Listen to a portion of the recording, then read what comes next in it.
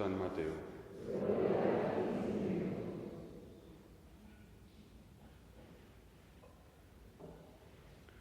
En aquel tiempo vio Jesús a un hombre llamado Mateo, sentado al mostrador de los impuestos, y le dijo: «Sígueme». Él se levantó y lo siguió.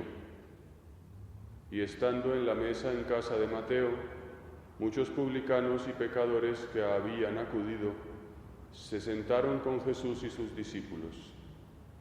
Los fariseos, al verlo, preguntaron a los discípulos: «¿Cómo es que vuestro maestro come con publicanos y pecadores?».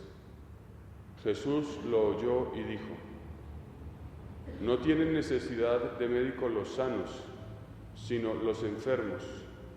Andad, aprended lo que significa misericordia quiero y no sacrificios, que no he venido a llamar a los justos, sino a los pecadores». Palabra del Señor.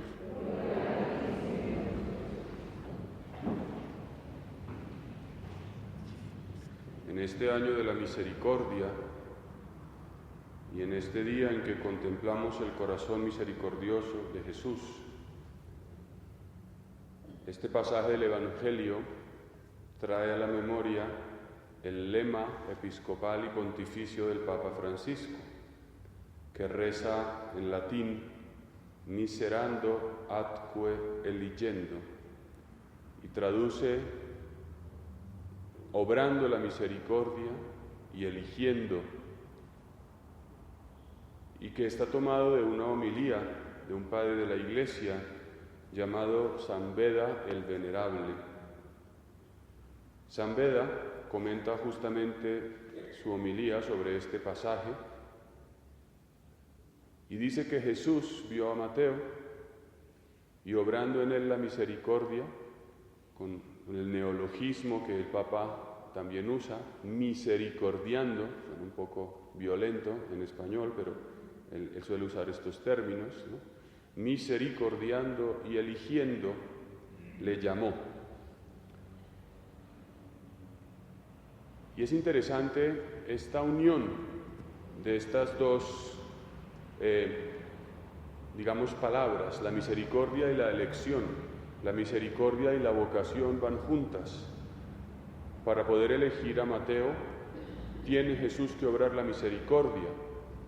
Pero también es cierto que la misericordia, entonces, no es simplemente una especie de condescendencia, sino que implica una proyección hacia el futuro de la persona.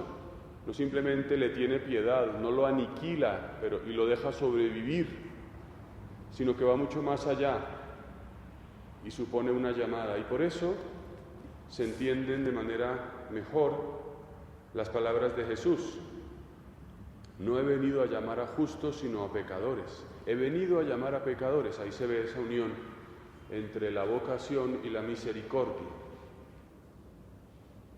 Y esto nos puede ayudar, nos puede consolar en esta mañana, cuando nos vemos llenos de pecados, cuando nos vemos llenos de limitaciones, cuando experimentamos que pasan los años y pareciese que ciertos defectos no se van, sino que se acentúan.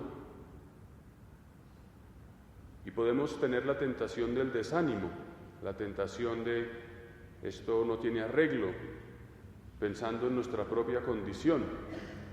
Pero resulta que Jesús ha venido a llamar a los pecadores. Y esto nos proyecta entonces de frente a un misterio. Esto no es simplemente una regla, una ley, es un misterio. ¿Cómo es posible que Dios se fije en el pecador? Evidentemente, porque Dios es bueno y no necesita de nosotros, no se nos aproxima porque le falte algo que nosotros le podamos añadir, sino porque quiere darnos algo de lo cual carecemos. Y por tanto se comprende que se aproxime al pecador, no para obtener algo de él, sino para colmarlo de lo que necesita. Y por tanto nuestras debilidades, nuestras limitaciones pueden ser ocasión de experimentar más profundamente la misericordia de Dios, de reconocer cuán grande es su amor, y por tanto pueden ser cauce para un encuentro más profundo con Cristo. A veces las podemos ver, nuestras propias precariedades, como el lado oscuro de la existencia que no quisiéramos ver. Pero si le damos el peso que este Evangelio nos propone, podemos reconocer que son una ocasión única para encontrarnos con Cristo.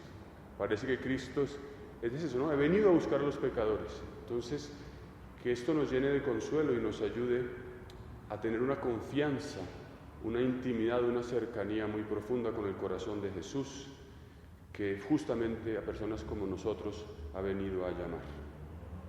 Así sea.